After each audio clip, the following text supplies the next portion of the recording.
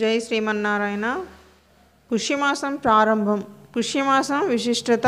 ఈ మాసంలో శని భగవంతుడిని ఇలా పూజించుకుంటే బాగుంటుంది. మరి అది ఎలాగో ఈ వీడియోలో మనం తెలుసుకుందాం. అంతకంటే ముందుగా అయితే మన ఛానల్ని ఎవరైనా మొదటిసారి చూస్తున్నట్లయితే ప్లీజ్ లైక్ చేయండి, షేర్ చేయండి, సబ్స్క్రైబ్ చేయండి. అలాగే పక్కనే ఉన్న బెల్ ఐకాన్ క్లిక్ చేసి ఆల్ అనే ఆప్షన్ ప్రెస్ చేసి ఉంచుకోండి. నేను వీడియోస్ అప్లోడ్ చేసిన వెంటనే మీకు నోటిఫికేషన్ ద్వారా వస్తాయి.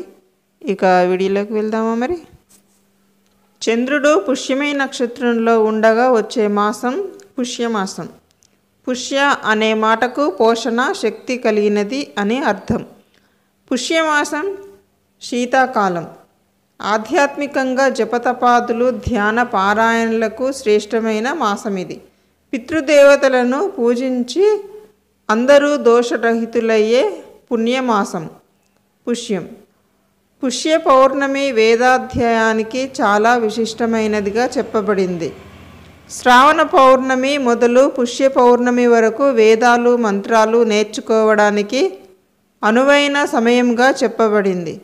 విష్ణువుకు ఇష్టమైన మాసం ఆశ్వీజం, శివునకు కార్తీకం.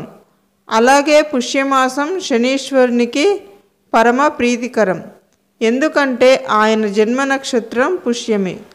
ఈ మాసంలో గృహప్రవేశాలు, పెళ్ళిళ్ళు, శంకుస్థాపనలు వంటి శుభకార్యాలు చేయడానికి వీలు లేనప్పటికీ సాధారణ పూజలు, పెద్దలని స్మరించుకొని చేసే అన్ని పుణ్యకార్యాలకి విశేష మాసంగా చెప్పవచ్చు. ఈ నెలంతా శనీశ్వరుని పూజించే వారి పట్ల శని ప్రసన్నుడై శుభాలు కలిగిస్తాడని పురాణాలు తెలుపుతున్నాయి. ఏలినాటి శనితో బాధపడేవారు ఈ మాసంలో రోజు ఉదయాన్నే శుచిగా స్నానం చేసి శనీశ్వరుని భక్తితో ప్రార్థిస్తారు. పౌర్ణమి నాడు శనికి తైలాభిషేకం జరిపించి నువ్వులు దానం ఇస్తారు. ఆయనకు ఇష్టమైన నువ్వులు, బెల్లం ఆహారంలో భాగం చేసుకుంటారు. దీని వెనుక శాస్త్రీయ కోణం చూస్తే ఈ రెండు పదార్థాలు మనిషి శరీరంలో వేడిని పెంచి చలి నుంచి రక్షిస్తాయి.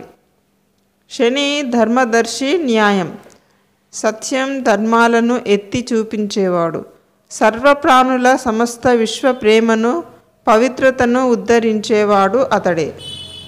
మానవుడు ఈ నెలలో నువ్వులు సేవించి నియమనిష్ఠులు పాటించినట్లు అయితే శని అనుగ్రహం పొందవచ్చు.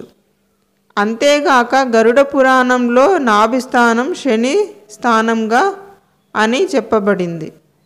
ఎప్పుడు శరీరంలోని నాభి ప్రదేశాన్ని శని ప్రదేశంగా చెప్పారో అప్పుడే ఈ ప్రదేశానికి ఉన్న ప్రాముఖ్యమంతటికీ శని ప్రభావమే కారణం అని మనం గ్రహించాలి. పుష్యమాసం తొలి అర్ధభాగంలో విష్ణుమూర్తిని పూజించడం అనాదిగా వస్తున్న ఆచారం. పుష్య శుక్ల విదియ నుంచి పంచమి వరకు శ్రీహరిని తులసీ దళాలతో పూజిస్తే సౌందర్యం లభిస్తుందని ఒక నమ్మకం. అలాగే సోమవారాల్లో శివుడిని మారేడు దళాలతోనూ, ఆదివారాల్లో సూర్యుడిని జిల్లేడు పూలతోనూ అర్చిస్తారు. శుక్లపక్ష షష్ఠి నాడు తమిళులు కుమారస్వామిని పూజిస్తారు. మనకు మార్గశిర శుద్ధ షష్ఠి, సుబ్రహ్మణ్య షష్ఠి ఎలాగో వారికి ఈరోజు అంతా పవిత్రమైనది. ఇక శుక్లపక్షంలో వచ్చే అష్టమి రోజు పితృదేవతలను ఆరాధిస్తారు.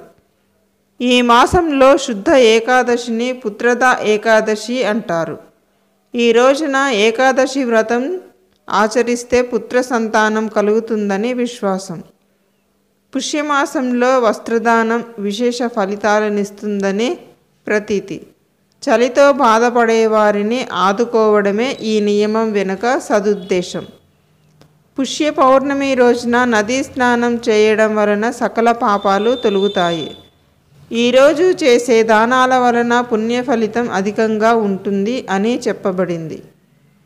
తెలుగువారి పెద్ద పండుగ సంక్రాంతి వచ్చేది పుష్యమాసంలోనే. ఉత్తరాయణ పుణ్యకాలం ప్రవేశించేది ఈ మాసంలోనే. సూర్యుడు ధనుసు రాశి నుండి మకర రాశిలో ప్రవేశించడమే మకర సంక్రాంతి. జై శ్రీమన్నారాయణ. ఓం శనీశ్వరాయ నమః. ఓకే ఫ్రెండ్స్, ఈ వీడియో కనుక మీకు నచ్చినట్లయితే లైక్ చేయండి, షేర్ చేయండి, సబ్స్క్రైబ్ చేయండి. Thank you friends, thank you. Very much.